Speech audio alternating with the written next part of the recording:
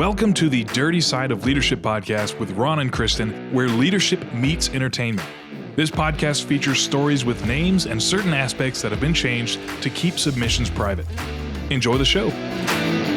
Welcome back to the Dirty Side of Leadership podcast, where leadership meets entertainment. We are super excited for today's topic, as it was an audience request and something almost everyone has experienced, and that is the projection of insecurities. And if you've ever felt like someone is unfairly criticizing you or treating you poorly, it may be because they are projecting their insecurities onto you. And believe it or not, this can take place in your personal and professional life. Ron, have you ever had someone project their BS onto you? Oh my gosh, so many times. I've probably projected a little myself, truth be told. Sure, we all have. No, insecurities seem to be growing exponentially. I've talked to so many people that seem so insecure, and I don't know if that has anything to do with the upbringing, maybe the roles, having a mother, father in the home. I think that plays a role. I think educational background, some people are bullied, but there's a lot of things that create insecurities. So I thought before we delve too deep into this, let's talk about what an insecurity is. And it's basically, and we're going to make this so simple, it's feeling that you are not good enough for someone or something. I told a group, I spoke at St. Francis University, and I told a group of juniors and seniors in college, I said, don't ever walk in a place and say, oh, this is just too fancy for me. You need to have a fancy mentality. No one is better than you. Everyone puts on their pants, as they say, the same. And these insecurities will cause you not to enjoy the wonderful moments that you should be enjoying because you don't feel like you're good enough to be there. Right. And I think that's really sad when people respond that way. And I can usually tell, Kristin, and I know you can as well, if someone is insecure by the words they choose. Right. Like, oh, I didn't even think you would talk to me. Or, gosh, I didn't think they would give me a ticket. I've just heard this stuff so much. But it's happened to me in the workplace, and I saw it more between managers projecting on other managers, like middle managers. Interesting. Yeah, a manager would have an insecurity about someone else's leadership style. So they would degrade that person to make themselves look like the better leader, even though down deep, they knew that other manager was more effective than them. So they would project their own insecurities, even onto staff. And Kristin, I probably shouldn't go into it. I've experienced it in the dating world, a little bit. I think that is classic. I mean, I think if you're open to it, we should share it, because I bet all of us, I have one I'll share as well. But if you're willing to go into it, let's hear it. Before I share this, I did not kill myself if I turn up missing. Gosh. Oh. No, I was dating someone who began to stalk my social media. And then when things would be liked, especially if it was a female liked it, who is that? Why did she like this? How did y'all become a connection? And Kristin, I'm at the point in my life, I'm secure enough that I literally said, this is not going to work. Then the person began to project a lot of anger, I think, from a previous relationship onto me, begin to say, oh, I know you're cheating with this all of the stuff was coming out. I'm like, you know how social media is. I didn't even know the person I was supposed to be cheating with. So it was unique. But that's what insecurities will do. It makes you lie. It makes you become someone you don't want to be. It makes you really attack people viciously. Right. And it has so much of a negative impact. But I know we're going to focus more on the projection of it. But the insecurity itself has to be dealt with, or the projection will continue. It sure will. And we're going to dive into relationships specifically, and I'll share my story at that time. But it's very common. And I think it's important. You've unpacked the insecurities. I'm going to unpack what exactly projection is and how to recognize it. And also, most importantly, how to handle it effectively. So we'll also share a few more real life stories that we have. But this is, again, like I said in the beginning, this is happening in the workplace and in people's personal lives. And to, for everyone to have a comprehensive understanding of this behavior, we've broken it into segments. So the first one is understanding projection, and just starting with the basic. Projection is a psychological defense mechanism where individuals attribute their own unacceptable thoughts, like what you said, Ron, thoughts and feelings or impulses on to somebody else. And this is really interesting. I know you're a history buff. You probably already knew this. This concept was first introduced by Sigmund Freud. And I did not know that until doing research into this topic. And I bet you did. I did not remember that. I did not remember that. Right. And I've studied Freud. I'm Pretty sure I've read wild. it. Yeah, it was a first for me as well. And, if for anyone listening, and if you've ever wondered if you're projecting, when your fears or insecurities are provoked, it's natural to occasionally, emphasis on occasionally, begin projecting. So if you think you might be projecting, and there's a lot of quizzes out there, just so everyone knows, I did not take one because I don't feel like I do this very often. I probably did. I can already just tell you, I did early on in my marriage, just a little insecurities, and just not knowing where you stood all the time. But I don't need to take the survey now, kind of like you, pretty confident where I stand here. But so if anyone wants to get a better understanding of themselves, go for it. But the first step is to step away from the conflict, and time away will allow your defensiveness to fade. I don't know about you, Ron, but sometimes even just when I'm frustrated with my husband, I go sit on the front porch. It could even be like 2 minutes, and it resets the clock for me. And I've talked about this before. It actually irritates him because he kind of felt like, why are you running away from the problem? I'm like, no, I'm resetting because I don't want to say something I don't mean. And then I come back in with just like a fresh mind. I don't know. It's kind of wild. Even 2 minutes will do that for me. There is a learning concept called spatial. There's people learn in different ways, but internally, you could be a spatial learner. That's people who, they may hear you talking, but like me, I want to interrupt you or interject my opinion. But a spatial person will literally have to think about it. They will really think it through. I'm not sure that's you, but some people learn that way. You may be talking about, literally just getting out of the situation so you can't think. I think that's more. Just removing yourself. That's kind of what we're talking about here. Remove yourself from the situation so you can think about it rationally. Something else you can do, describe the conflict in objective terms.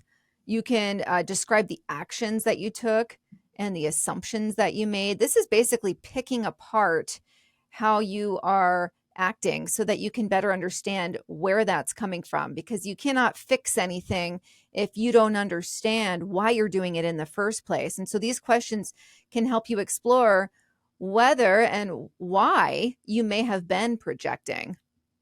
Yeah. Also, for example, someone who's insecure, as I said, I had the two managers. One was projecting their insecurities over onto the other manager, and that's what they will do. But if you think of it this way, it's really self-criticism, but they're putting it on someone else. Right. It's what you feel guilty about, like you said. And Kristin, man, do I have a show for you and our listeners. All right. The Ashley Madison documentary. Oh my gosh, I started watching that yesterday.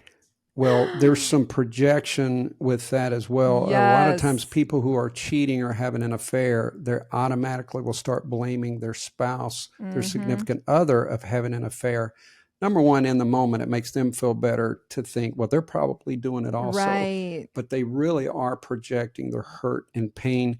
But I remember that scandal, and there was someone loosely affiliated with my government agency whose name came out. Yikes. And there were some other people. But for listeners, if you don't know what we're talking about, it was a dating site, but it was for married people to basically hook up.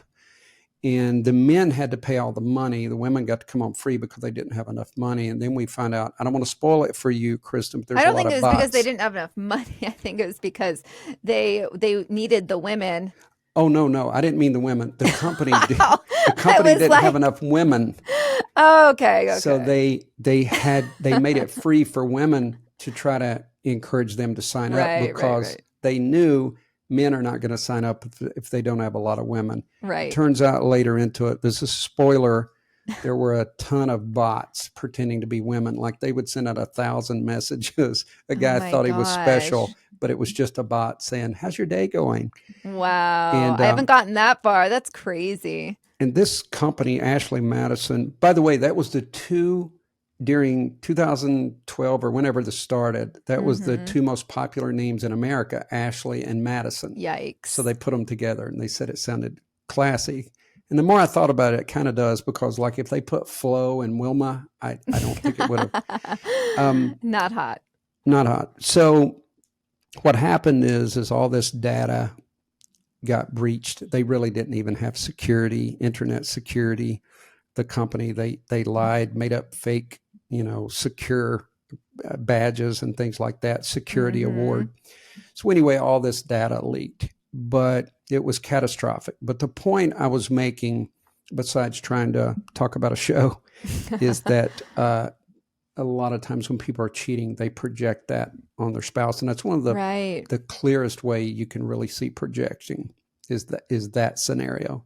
Yeah. Oh, absolutely. Well, I know this, I'll bring up my personal story because I was dating somebody and it was really odd. We dated for like 3 months and I noticed his weekends were no longer available. Right. And so I would be like, do you want to do something this weekend? I worked Monday through Friday and I was going to college at night during this time, night school.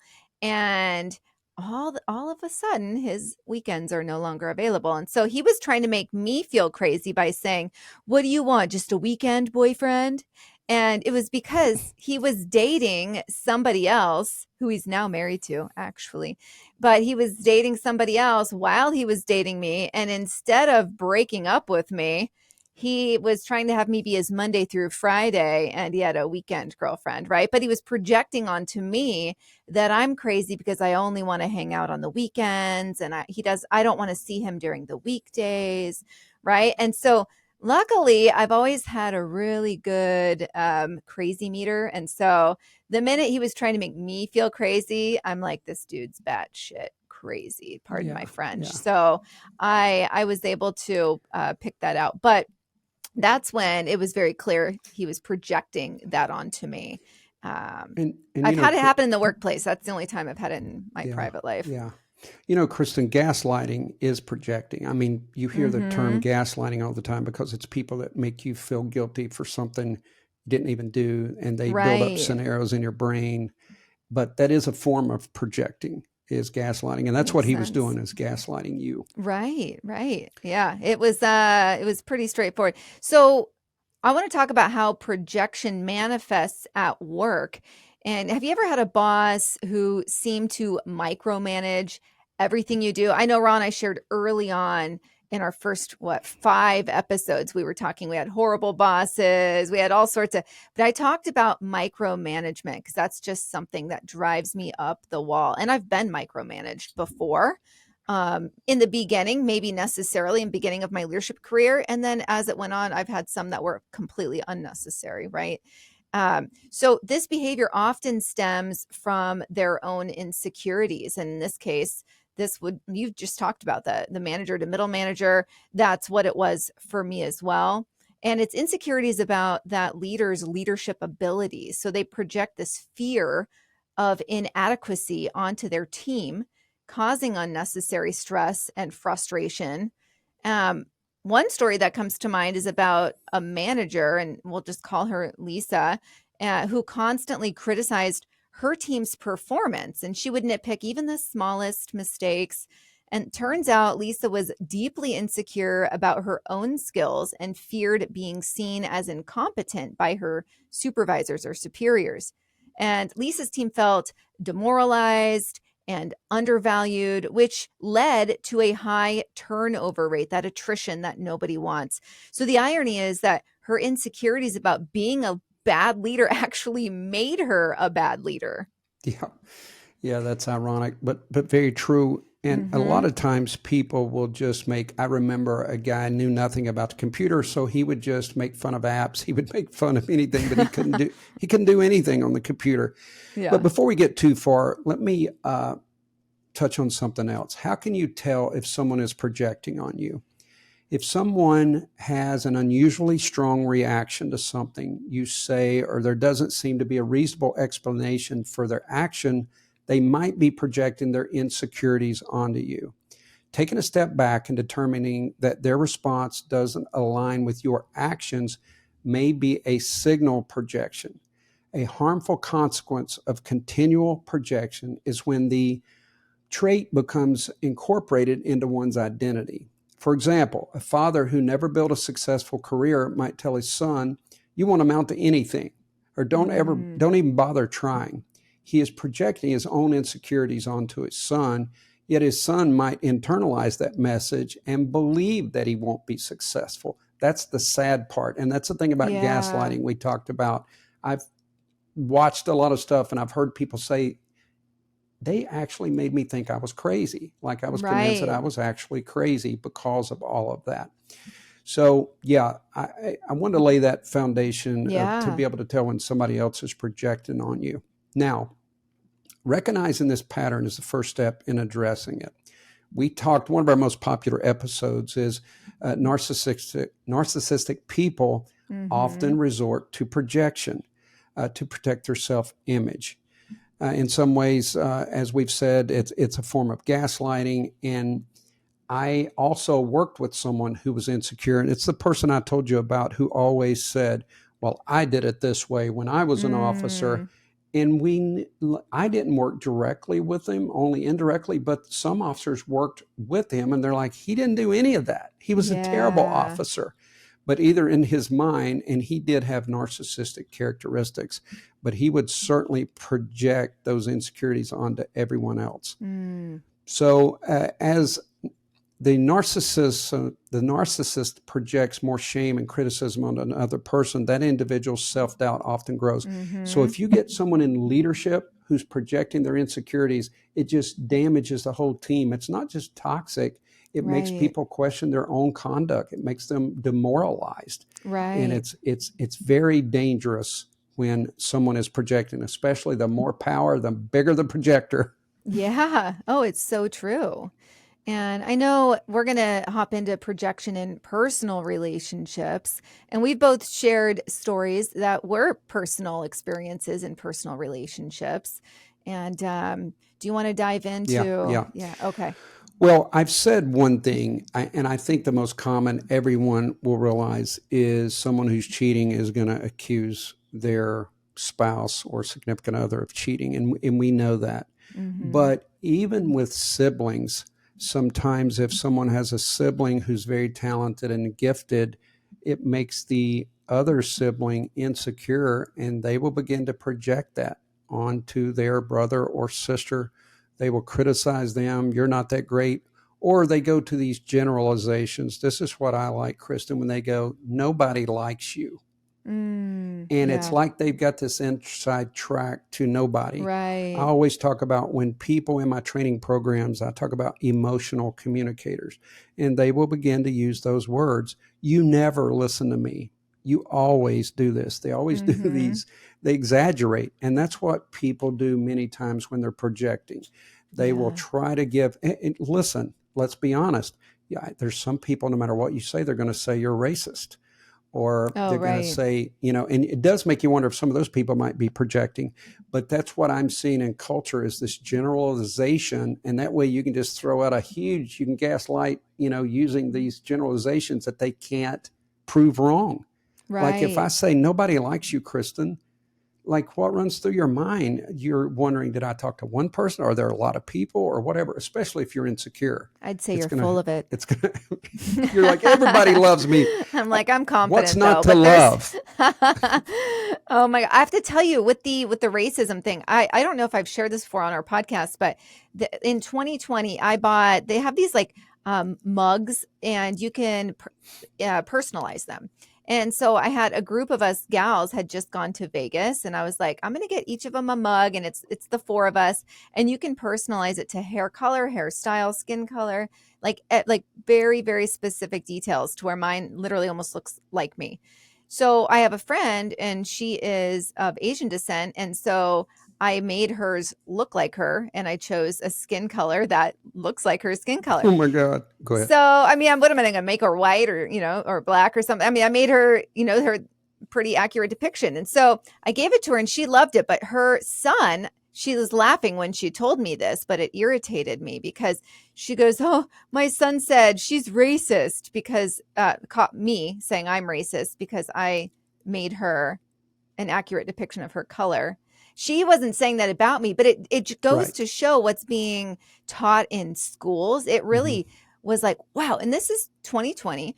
So I was like, that's kind of crazy, right? Like that's so unfair in a sense for someone who's just, I would have been racist if I made her white, right? Like that's, you just can't win. So like you're saying, it's kind of this, it's being projected out there. Maybe there's an insecurity with self-identity, right? And so instead, you're just going to call other people racist. And that's a kid, but still, it just shows, man.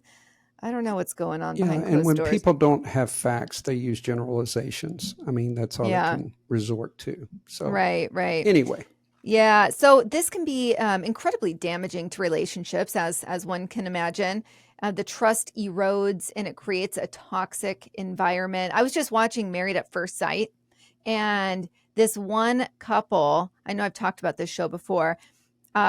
This one couple, they did not make it very far at all. This is literally when they get up on stage and they're married, like at first sight. And the main thing that broke the trust down, or the relationship down, was the trust.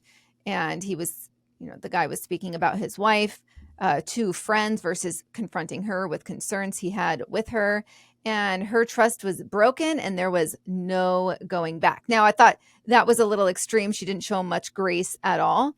But when you break that trust, for the majority of people, everything else will start to erode and it creates a toxic environment. So a common source of projection in romantic relationships emerges when unconscious feelings towards a parent are projected onto the person's partner. I mean, that's pretty wild, but it's true. So we heard mommy issues, daddy issues, right? Those are being projected on to partners in a lot of sense. So if the partner then identifies with and expresses the feelings projected onto them, this projective identification is at play.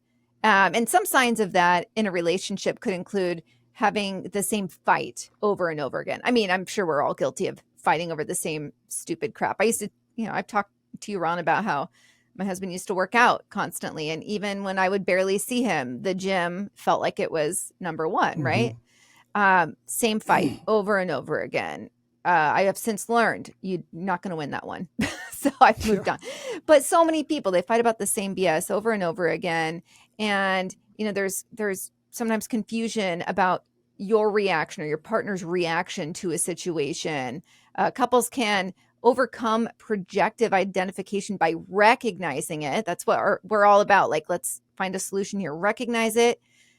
Slowing down in conflicts so that you have that time to recognize it, checking to make sure that you actually understood each other properly. Exactly. Right. And that happens on text messages and emails, right? That people can get all worked up and it wasn't even understood properly. And then consider couples therapy if needed, right? Like I think it's a great thing that people should be doing more often.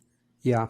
I thought about another term, cognitive bias, and it's kind of the root of projecting as well. And that's people who they learn this from a kid. They cover up their weaknesses. Oh, I didn't do that, or I can do this. They will try to make them sound talented, but down deep, they actually can't perform. They just say they can. And that begins at an early age. Yeah, I'm a great basketball player. I'm not going to show you, but I'm great. And that's a cognitive bias. It's kind of a protection mechanism that we use, a self-protection mechanism. And again, there's a lot of different angles, from gaslighting to cognitive bias to insecurities that we use. And a lot of it really is self-protection. That's what people are doing when they are projecting. Well, you just gave me a really good episode idea, because I'm like, okay, we could do has act as if gone too far, right? I mean, Have you seen Boiler Room, the movie? Do you know what? Someone else asked me that. I'm going to have to watch that. It's so good. It's like it has Ben Affleck and all these huge people, but this is like before they were big names. But one of the big things was act as if, right? And it's so good. So we're gonna have to do an episode on that because we hear it a lot, like a positive, like Yeah. act as if, but it can go too far to where you're inept and you're put in these situations and you have no idea what you're gonna do. No, that's good. So we always go towards solutions. Let's move that direction just a little bit. Yeah. When you believe someone is projecting on you, in other words, you're like, man, that's over the top. That statement is just too strong, or they're using those generalities, or, you always do this, you never do this. You need to ask yourself a question. Is this true anger? Is this real fear? Or is this coming from something deeper? And once you recognize that it's projection, it's important to address it calmly and assertively. One approach is to use I statements, and I don't adhere to I statements very often, but this one's important because it is you. You say, I feel like your criticism might be coming from a place of your own stress. Can we talk about what's really bothering you? Or you seem different today. You seem a little more agitated than what you would normally. Are you okay? Can we talk about that first? You can do something like that, and it kind of dissipates that anger and stress and so forth. You can even say, I hear what you're saying, but I have a different perspective. Can we just calmly talk about that? What you're not supposed to say, I learned in counseling, like marriage counseling, is you're not supposed to tell your significant other, calm down. Oh, yeah. Oh my gosh. I literally just saw a meme yesterday. It was hilarious. It was like me calming down after or me calming down my anxiety after being told to calm down, and it's so BS, but that's hilarious that you're pointing that out. But there is ways to kind of lessen the stress. Is you don't react. They want that reaction. They want that reaction from you. They want to know that it's penetrating. But if you're cool, calm, and collected, and you're just like, time out, are you okay? Yeah. That sort of deflates them. Right. No, that's true. It's kind of wild. So I may have shared this, but when my husband and I were dating, he didn't know how to drive a stick shift. And I grew up driving a stick shift. And so he's, city boy. So when he was in town, we were long distance for a long time. I would teach him to drive the stick shift because I didn't want to be driving his butt around. I thought, I'm like, I want like a man in the driver's seat, right? So I was teaching him and he had gotten a little confident with it. And so we went through the Starbucks drive-through and he stalled it. It had like a little hump going up to the window. We had just gotten our drinks and he went to go and I don't know if he couldn't get it in gear and stalled it, but it basically, when you have a stick shift and it's like jerky, it's like, and our drinks were spilling all over the place and he got a little testy. And I knew at that moment, I felt like I was so grown up at the moment because instead of being reactive and getting snippy back, I knew it was because he just got super embarrassed by, stalling out in the Starbucks drive-thru. The drinks went all over us. Like it was the situation. It wasn't that he was irritated at me. It was the circumstance. And I remember in that moment feeling like, okay, like I feel like such a grown woman right now that I'm not snapping back, right? And this is like 20 years ago. But we have to do that more often and show each other grace and understand where it's coming from. And that will help so greatly. And I can jump down into boundaries, Ron. Okay. I think we can go there. It's helpful to set boundaries. So let the person know that while you're open to constructive feedback, unfair criticism is not acceptable, right? So there's one thing where it's like the circumstance, but then if it's happening regularly, you have to make sure that it's known that this isn't cool. Like this isn't going to work for me more than, once because you just stalled the truck out in the Starbucks drive-thru, right? So unfair criticism is not acceptable. You have to set that boundary. And if you're the one projecting, self-awareness is key. A lot of leaders, I think, maybe, I don't know, you might disagree with me, Ron, but someone in that alpha leadership role might be the projector. I don't know, more often than the recipient. What do you think about that? No, I agree. I've seen leaders Yeah. who are very insecure, and it really Yeah. shows when they get around other leaders. Frankly, they will Mm. boast of their accomplishments, or you can just Yeah. see the image change. You can tell they're not comfortable in their own skin. Yeah. There's an imposter syndrome that also aligns with this. It's an insecurity. But I remember when I first got promoted, the former academy director was larger than life. And I walk in this big office. I felt like it was her office, not mine. And I did feel a little bit like an imposter. And then when I went down to the academy, my replacement, she said she called that Ron's office for the first 6 months. Like, let's meet in Ron's office. Oh, It's that interesting. adjustment period. Yeah. But we deal with a little bit of the imposter syndrome, and that's rooted Yeah. in an insecurity. But Right. eventually, if you're healthy, you're going to adjust and adapt. Like it did Right. become my office. But if you're not adapting, there's other issues for sure. Right, right. And there's so much help out there, just like counseling and just someone to talk to and better understand yourself if someone's experiencing that. I know we've gathered some testimonials from listeners who have experienced projection. And one listener, Emma, we do change names for everyone, just so you guys know, shared how her coworker, Tom, consistently belittled her ideas. And after a confrontation, Tom admitted that he felt threatened by Emma's creativity because he doubted his own. I know you have another one for us. Yeah. And I think that one you just mentioned plays out all the time in workplaces. And I don't know if there's a male-female component to that, but I've definitely heard females say that. They felt their ideas weren't as respected as maybe their male counterparts. I think that's legit. Yeah. Another listener, Jack, talked about his father who always criticized his career choices. Jack realized that his father had given up on his own dreams and was projecting his regrets onto him. Mm-hmm. I got to tell you, Kristin, I was hesitant to share this, and it wasn't I don't know if it's from a place of insecurity, but my own dad, when I told him I was writing a book, he goes, "Writing a book? Nobody's going to read that."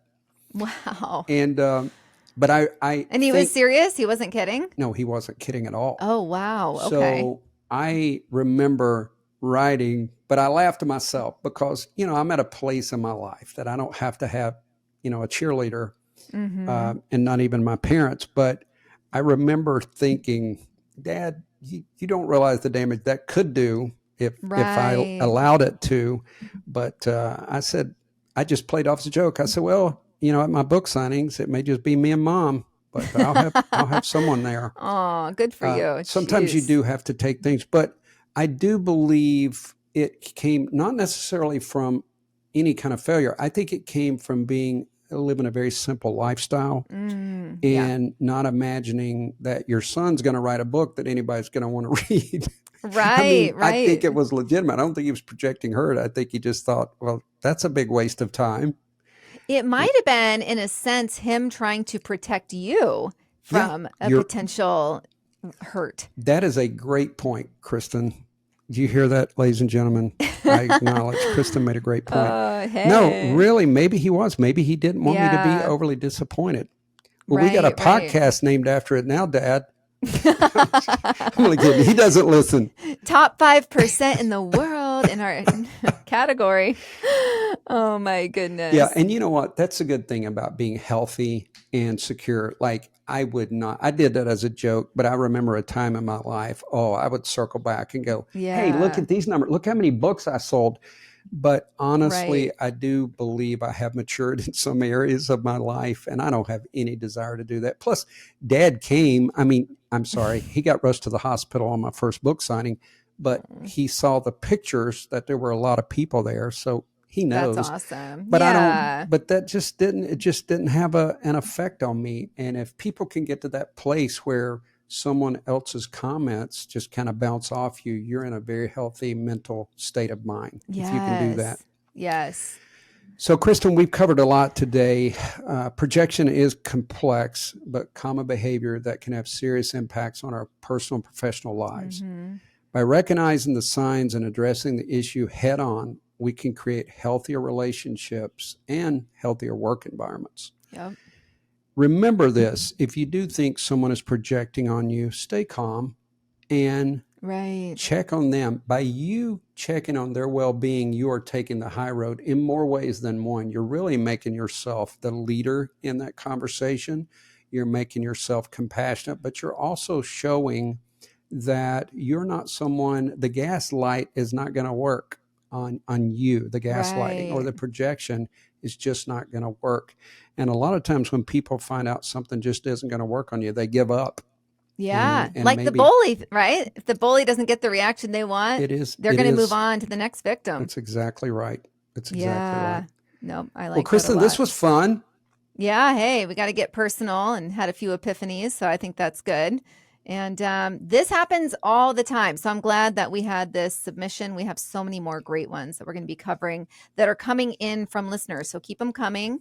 And don't forget to subscribe, rate, and review our podcast. And until next time, keep leading with empathy and understanding. Be the leader you're meant to be. We'll see you next week. The Dirty Side of Leadership podcast is brought to you by Forward Operations. If you'd like to book Ron or Kristin for speaking events, training, or executive coaching, visit forwardoperations.com. Be the leader you're meant to be.